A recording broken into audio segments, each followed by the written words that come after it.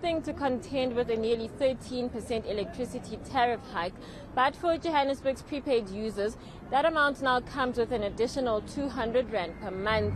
It's a surcharge added by City Power as part of revenue generation for maintenance. But it's left residents feeling powerless. 200 rand is quite steep as well. I also feel like that there is this notion that people within the regions where City Power work, that people will just naturally be able to afford.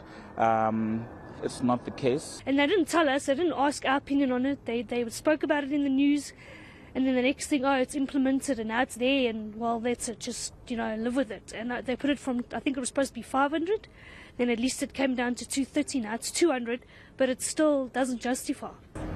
The Democratic Alliance in Johannesburg has raised concerns about the cost and how much public consultation went into it.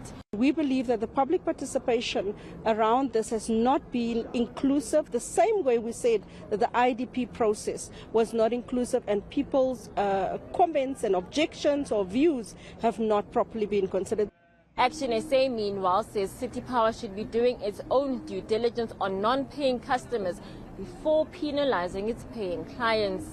So now we are targeting people who are contributing every month. It does not make sense. It does not make sense. It was a senseless decision that was passed in council by the ANC and EFF-led coalition that advocate, apparently they say they advocate for the poor people in our communities, but this is proof enough that they don't care about the poor. They don't care at all.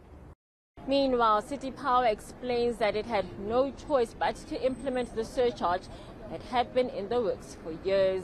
The network has to be put in place, connecting the household to the national grid, and that network needs to be operated and maintained, and it's for that purpose that we are saying prepaid customers will, going forward, be expected to pay a charge of 200 rand per month in addition to the consumption charge that they would eNCA. Despite residents' concerns, the utility also says this arrangement is here for the long term. Hloni Mtimkulu, Johannesburg.